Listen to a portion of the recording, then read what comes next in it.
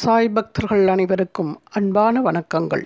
சம்பூர்ண ஸ்ரீ ஸ்ரீபாத ஸ்ரீ வல்லப சரிதாமிர்தம் 46வது அத்தியாயம். ஸ்ரீ தனகுப்தர் வீட்டிற்கு செல்லுதல். ஸ்ரீ பாஸ்கர சாஸ்திரிக்கு அளிக்கப்பட்ட பாதுகைகளில் மந்திர அட்சதைகள் தோன்றுதல். நாங்கள் பாஸ்கர சாஸ்திரியிடம் விடைபெற்று கொண்டு அந்த இடத்தை விட்டு செல்ல முற்பட்டோம். ஸ்ரீ பாஸ்கர சாஸ்திரி சிறிது நேரம் தியானத்திற்கு சென்றார். நாங்கள் ஸ்ரீ ஸ்ரீபாதருடைய பாதுகைகளை ஏற்கனவே ஸ்ரீ பாஸ்கர சாஸ்திரியிடம் அளித்துவிட்டோம். அவர் அதை தன் பூஜை அறையில் வைத்திருந்தார். அந்த பாதுகைகளில் மந்திர அட்சதை தோன்றத் துவங்கின. நாங்கள் அந்த அதிசயத்தைக் கண்டு வியப்படைந்தோம். ஸ்ரீ பாஸ்கர சாஸ்திரி, என் அருமை பெரியோர்களை, ஸ்ரீ ஸ்ரீபாதர் அளிக்கும் தெய்வீக திருப்பங்கள் விவரிக்க முடியாத வண்ணம் இருக்கும். ஸ்ரீ பத்மாவதி பிறந்த நட்சத்திரம் மிருகசிரிஷம். ஸ்ரீ வெங்கடேஸ்வரர் பிறந்த நட்சத்திரம் ஸ்ரவணம். உத்திர பல்குனி நட்சத்திரம் ஸ்ரீ மாதாவுக்கு தோழமையான நட்சத்திரம். ஸ்ரீ வெங்கடேஸ்வரருக்கும் மிகுந்த தோழமை நட்சத்திரம். ஆகவே அவர்களுடைய தெய்வீக திருமணம் உத்திர பல்குனி நட்சத்திரத்தில்தான் நடைபெற்றது. என் அருமை செல்வங்களே, இன்றும் இது உத்திர பல்குனி நட்சத்திரத்தின் நேரம். ஸ்ரீ ஸ்ரீபாத ஸ்ரீ வல்லபரின் பாதுகைகள் மீது அவர் மந்திர அட்சதை தோன்றச் செய்திருப்பதன் மூலம் அவர் உண்மையில் பத்மாவதி வெங்கடேஸ்வரரின் உருவம் என்பது தெரிகிறது. ஆகவே இந்த தெய்வீக மந்திர அட்சதைகளை உங்களுடன் வைத்துக் கொள்ளுங்கள். உங்களுக்கு மங்களம் கிடைக்கும். ஸ்ரீசரணரின் அருள் உங்களுக்கு பரிபூர்ணமாக கிடைக்கட்டும் என்றார். சங்கர்பட் மற்றும் ஸ்ரீ தர்மகுப்தர் தங்கள் பயண வழியில் பல புண்ணிய கஷேத்திரங்களை தரிசித்தல். என்ன ஒரு மகா அதிர்ஷ்டம்! அவர் நம் ஒவ்வொரு நடவடிக்கையும், ஒவ்வொரு எண்ணத்தையும், நம் ஒவ்வொரு செயலையும் கவனித்து கொண்டுதான் இருக்கிறார் என்பதை உணர்ந்தோம். நாங்கள் சிறிது தூரம் மாட்டு வண்டியில் பயணித்தோம்.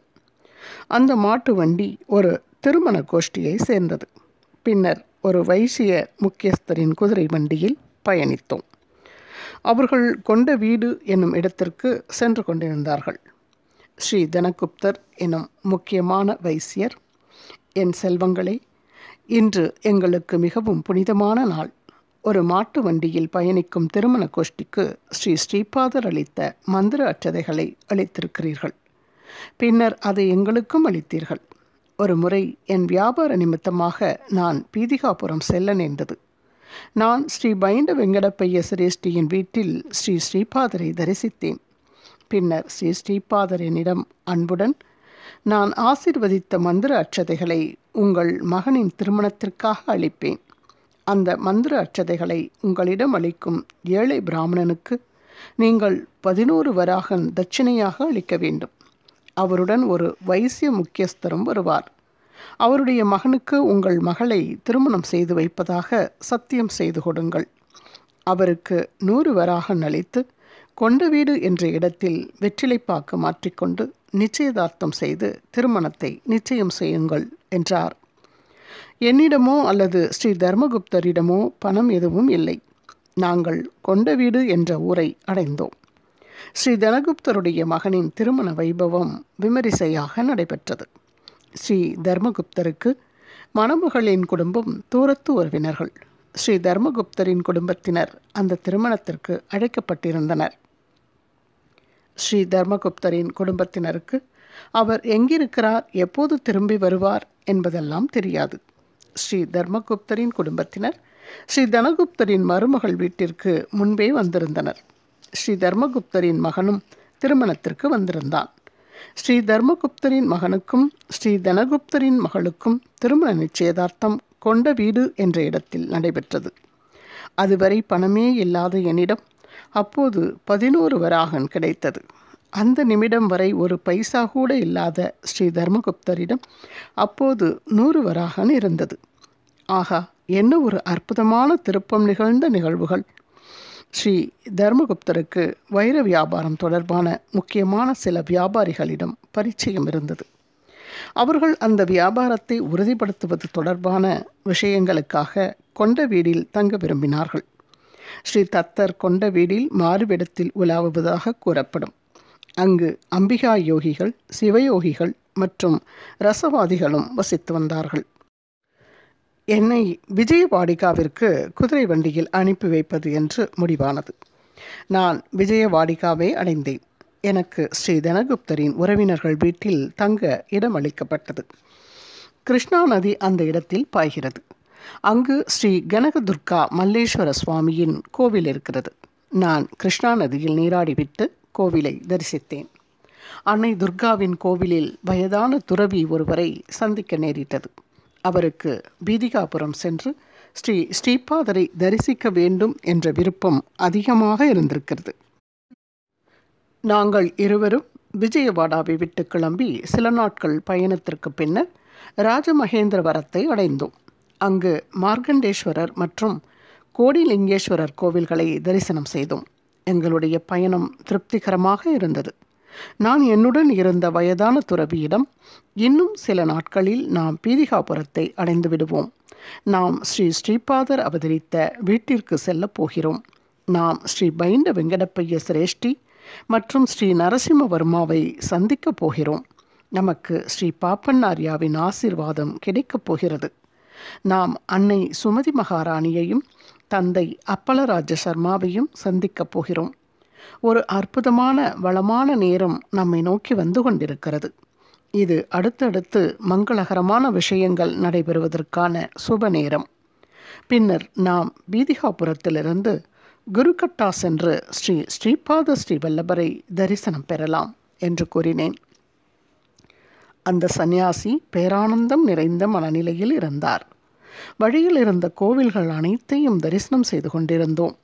சில நாட்களில் பீதிகாபுரத்தை அடைந்தோம். ஸ்ரீ பாப்பண்ணாரியாவின் வீட்டில் தங்க மற்றும் உணவருந்த இடம் அளிக்கப்பட்டது. அங்கு ஸ்ரீபாதரின் பல பால்ய லீலைகளை கேட்டோம்.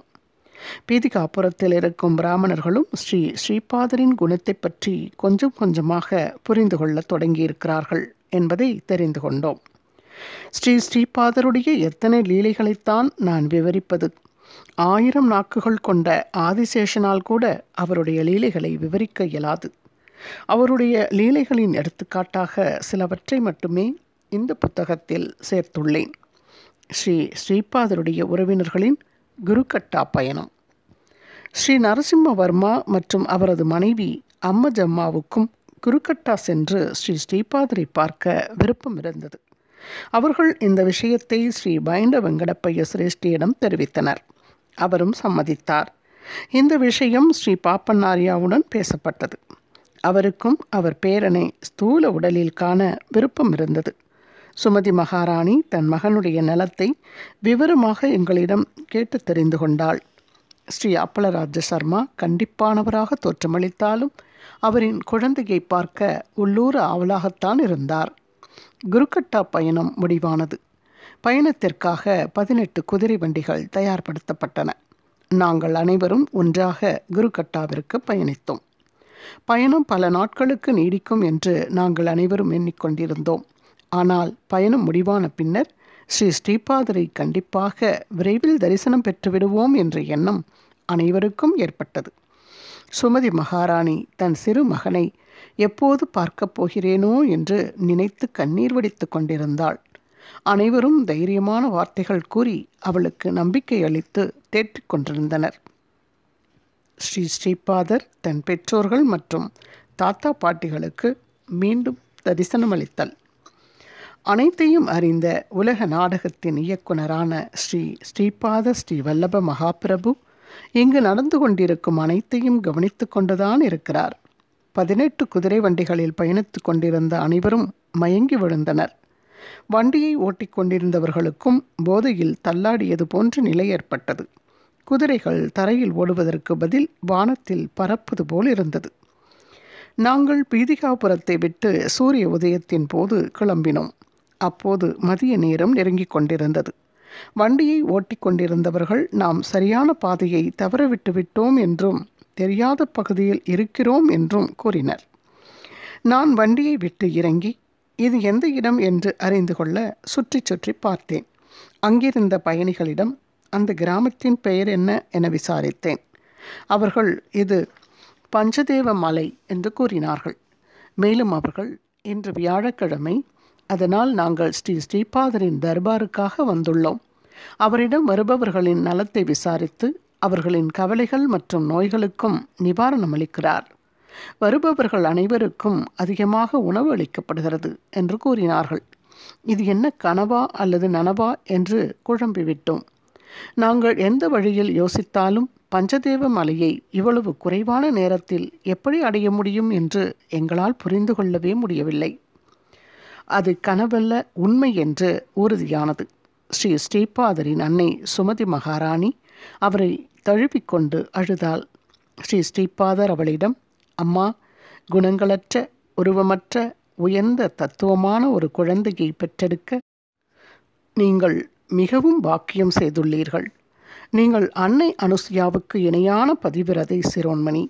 நீங்கள் கண்ணீர் சிந்தினால் இங்கு பயிர்கள் விளையுமா என்று கேட்டுக்கொண்டே தன் தெய்வீக கரங்களால் தன் தாயின் கண்ணீரை துடைத்தார் ஸ்ரீ ஸ்ரீபாதர். வெற்றி, வெற்றி, ஸ்ரீ ஸ்ரீபாத ஸ்ரீ வல்லபருக்கு வெற்றி. இத்துடன் இந்த 46வது அத்தியாயம் நிறைவு பெறுகிறது. மீண்டும் அடுத்த அத்தியாயத்தில் உங்கள் அனைவரையும் சந்திக்கின்றேன்.